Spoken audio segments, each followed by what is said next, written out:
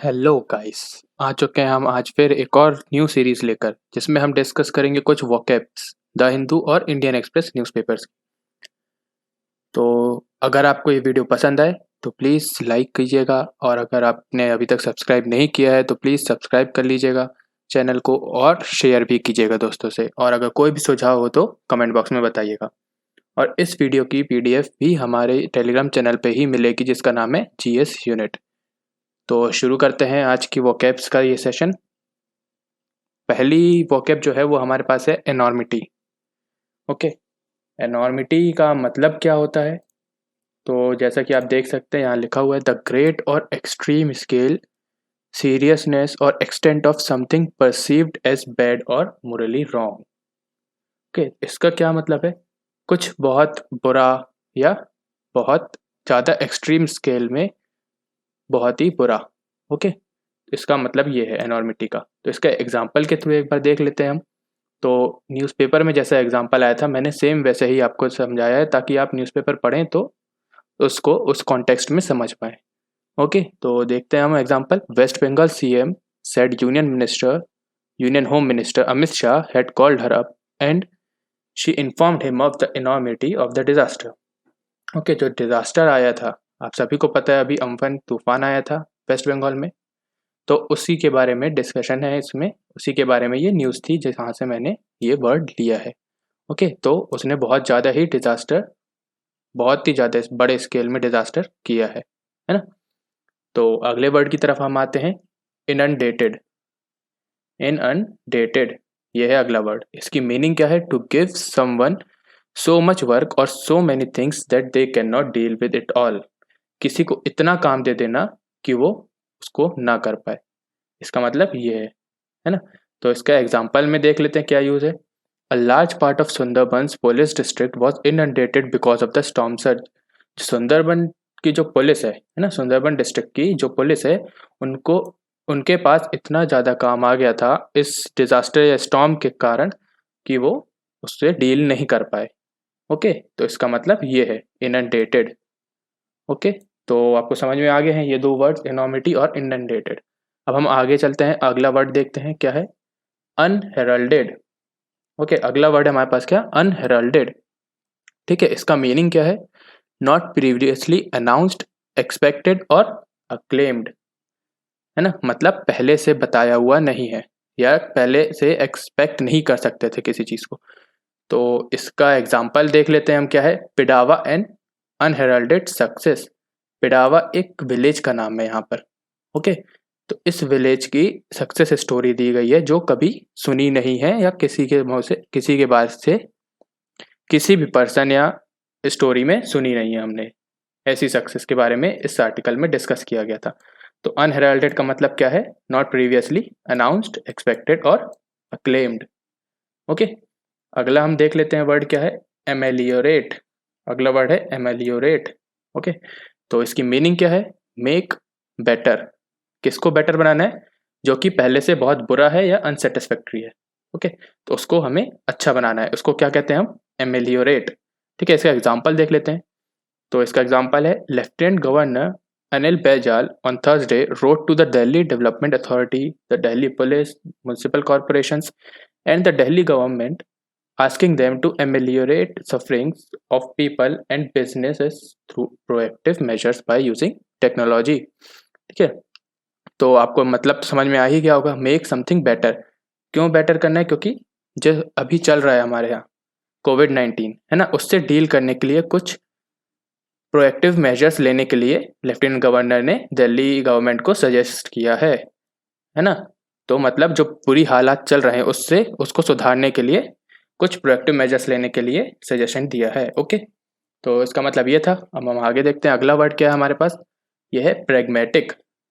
Okay, pragmatic, इसका मतलब क्या है? Dealing with things sensibly and realistically in a way that is based on practical rather than theoretical consideration.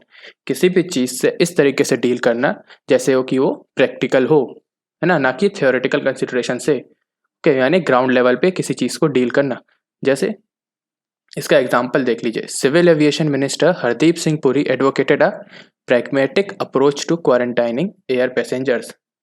Okay, तो civil aviation जो minister हैं उनने क्या सजेस्ट किया है कि जो एयर पैसेंजर्स हैं जिनको क्वारंटाइन में रखना चाहिए उनके लिए प्रैग्मेटिक अप्रोच अपनाना चाहिए, यानी प्रैक्टिकल या ग्राउंड लेवल अप्रोच अपनाना चाहिए।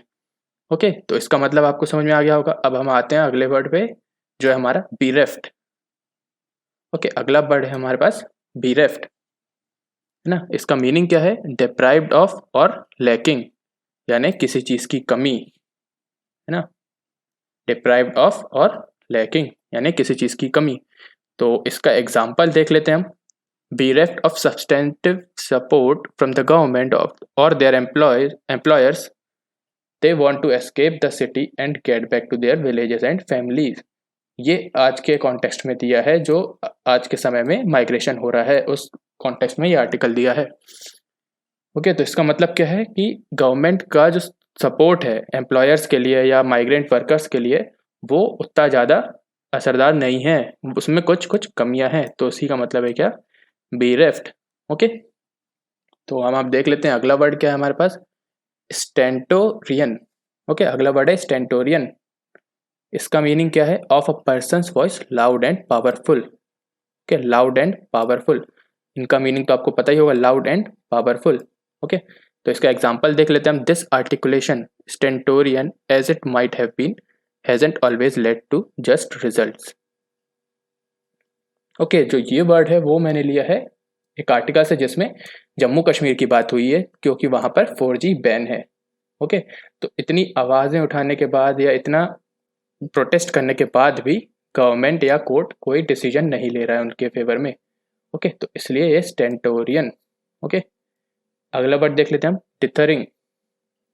तो डिथरिंग क्या है? इसका मीनिंग क्या है? बी इनडिसिसिव, यानी डिसीजन लेने की में असमर्थ। हिंदी में बोला जाए तो डिसीजन लेने में असमर्थ, है ना, मतलब कैपेबल नहीं है डिसीजन लेने में। तो एग्जाम्पल देख लेते हैं इसका क्या है। What was the reason for the court's dithering. तो ये वर्ड भी मैंने उसी आर्टिकल से लिया है, कश्मीर वाले आर्टिकल से, है ना। तो इसका मतलब क्या है? बी इंडेसिसिव, कोर्ट डिसीजन नहीं ले पा रहे हैं या लेना नहीं चाहते हैं, है ना। तो ये है इसका वर्ड का मीनिंग। ठीक है, अगला देख लेते हैं हम क्या है, विदर। ओके, विदर, इस वर्ड का मीनिंग क्या है? फॉल इनटू डिके और डिक्लाइन, यानी डिक्लाइन की तरफ जाना, है ना। तो इसका एग्जाम्पल देख लेते हैं हम। Over the last 4 decades, though the idea of remedies moving in parallel with rights has come to wither. Okay, जो रेमेडीज होती हैं, रेमेडीज आपको पता है कब यूज होती हैं? जब किसी के राइट्स वायलेट हो रहे हो, है ना। तो ये जो प्रोसेस है वो धीरे धीरे डिक्लाइन हो रही है, इस आर्टिकल में ऐसा कहा गया है। ओके, ये वर्ड भी मैंने उसी आर्टिकल से लिया गया है, 4G वाले। क्यों? क्योंकि वहाँ पर पीपल की लिबर्टी से का वायलेशन हो रहा है, उसकी पिटिशन फाइल हुई है हाई कोर्ट में। ओके, तो अगला हम देख लेते हैं, अगला वर्ड क्या है, वेजिटेटिव स्टेट। ये एक बायोलॉजी का वर्ड है। ओके, तो इसका मीनिंग है, a vegetative state is when a person is awake but showing no signs of awareness. जिसमें पर्सन क्या है? जिंदा तो है, ओके, अवेक है, उठा हुआ है, जागा हुआ है, बट अवेयरनेस का साइन कुछ भी नहीं होता है, यानी सिर्फ वो सुन सकता है, देख सकता है, बस उससे वो रिएक्शन नहीं दे सकता। तो वो कौन सी स्टेट होगी उसकी? Vegetative state. वो पर्सन वेजिटेटिव स्टेट में है।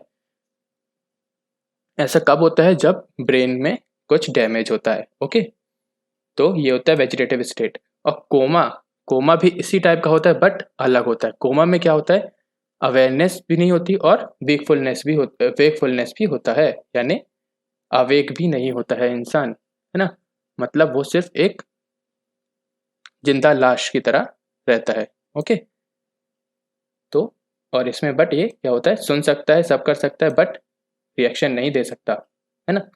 ओके, तो अगला क्या है, इसका एग्जाम्पल क्या था न्यूज़पेपर में जो था, Delhi police to pay ₹70 lakhs as compensation to parents of a man who is in a vegetative state after his motorcycle rammed into an unmanned and poorly hit police barricade 5 years ago। Okay, तो मतलब क्या है, एक person था जो police barricade से टकरा कर उसका एक्सीडेंट हो गया था, जिसके कारण वो क्या है, वेजिटेटिव स्टेट में आ गया था, है ना। तो तो हाई कोर्ट ने, दिल्ली हाई कोर्ट ने दिल्ली पुलिस को ऑर्डर दिया है कि उसके पेरेंट्स को कंपनसेशन दिया जाए। ओके, तो अगला वर्ड देख लेते हैं हम। अगला वर्ड क्या है हमारे पास? ग्रूसम। ओके, ग्रूसम इसका मीनिंग क्या है?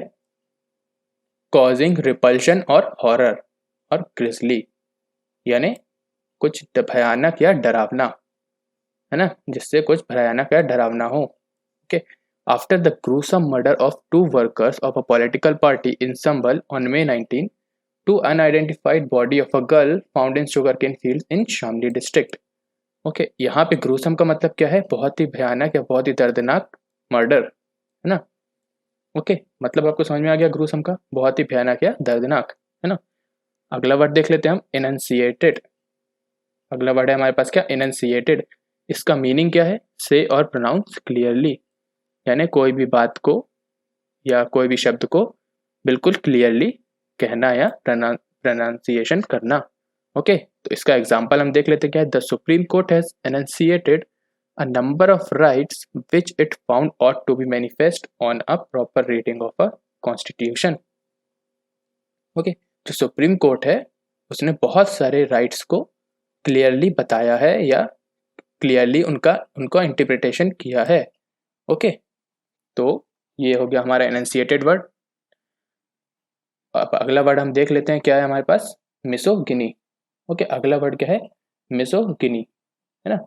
मिसोगिनी का मतलब क्या है? डिसलाइक ऑफ या कंटेम्प्ट फॉर और इनग्रेन्ड प्रिजुडाइस। प्रिजुडाइस मतलब पहले से ही धारणा बना लेना अगेंस्ट वुमेन, है ना, वुमेन्स के खिलाफ पहले से ही धारणा बना लेना या उनको एक वीकर सेक्शन की तरह ट्रीट करना। ओके, तो इसे कहते हैं क्या? मिसोगिनी, है ना। इसका एग्जाम्पल क्या है? मिसोगिनी इज रैम्पेंट इन सोसाइटी, है ना। मिसोगिनी हमारी सोसाइटी में बहुत ज़्यादा हो रहा है। ओके, तो अगला हम देख लेते हैं। अगला वर्ड क्या है हमारे पास? डबल जियोपार्डी, है ना, डबल जियोपार्डी। ओके, तो इसका मीनिंग क्या है हमारे पास? रिस्क और disadvantage incurred from 2 sources simultaneously. एक साथ 2 जगह से डिसएडवांटेजेस होना, है ना, या खतरा होना। ओके, और इसका एक और मीनिंग है पॉलिटी के फॉर्म में या लॉ के फॉर्म में। क्या है? लॉ के एस्पेक्ट्स में, तो देख लेते हैं हम उसको क्या है। द प्रोसिक्यूशन और punishment of a person twice for the same offence. किसी पर्सन को 2 बार पनिशमेंट दे देना एक ही ऑफेंस के लिए, है ना, एक ही उसके ऑफेंस के लिए उसको 2 बार पनिशमेंट मिल जाएगी, तो उसको क्या कहेंगे? डबल जियोपार्डी, जो कि हमारे इंडिया में नहीं है ना। इसका एग्जाम्पल देख लेते हैं कहाँ यूज हुआ है ये वर्ड। तो West Bengal chief minister Mamata Banerjee has appealed for strong support from the centre which the state must be provided to help it overcome the double jeopardy of the pandemic and the cyclone। Okay, तो इसका मतलब क्या है? जो बंगाल की CM है ममता बनर्जी, उन्होंने appeal किया है सेंटर से कि उन्हें हेल्प की ज़रूरत है। किससे डील करने के लिए? जो डबल जियोपार्डी है उससे, यानी एक तो वहाँ पे तूफान आया है और ऊपर से कोविड-19 अलग चल रहा है, तो इन दोनों के कारण उनको सेंटर से हेल्प की ज़रूरत है। ओके, अगला वर्ड हम देख लेते हैं क्या है हमारे पास? कैटास्ट्रॉफिक। कैटास्ट्रॉफिक इसका मीनिंग क्या है? इन्वॉल्विंग और कॉजिंग सडन ग्रेट डैमेज और सफरिंग। ओके, यानी बहुत ज़्यादा डैमेज देना या बहुत ज़्यादा सफरिंग्स बढ़ जाना एकदम से, है ना, अचानक से। इसका एग्जाम्पल क्या है? Even with reliable forecast of its movement since May 16, the preparatory moves by national and state disaster response force units, the impact has been catastrophic, है ना। इसका मतलब क्या है कि पहले से ही फोरकास्टिंग के बावजूद जो इम्पैक्ट है इस तूफान का वो कैटास्ट्रॉफिक है या बहुत ज़्यादा डैमेज देने वाला है ना। बहुत से घरों को नुकसान पहुंचा, बहुत सी लाइफ्स भी ली है इस तूफान ने, जो कि अनएक्सपेक्टेड था, है ना, इतने ज़्यादा रिस्पॉन्स के कारण। ओके, तो यहीं पे हमारा ये आज का लेक्चर ख़त्म होता है। थैंक यू, आपने ये लेक्चर देखा। अगर आपको अच्छा लगा हो ये लेक्चर तो प्लीज़ लाइक कीजिएगा, और चैनल को अगर सब्सक्राइब नहीं किया है तो प्लीज़ जाके सब्सक्राइब कर लीजिएगा, और इस चैनल को शेयर भी कीजिएगा दोस्तों के साथ जिनको इसकी ज़रूरत है। ओके, और अगर कोई भी सुझाव हो तो कमेंट सेक्शन में ज़रूर बताइए। Thank you very much. और अगर आपको पीडीएफ चाहिए इस लेक्चर की तो आपको जीएस यूनिट चैनल पे मिल जाएगी टेलीग्राम के। Okay, Thank you very much for watching my video.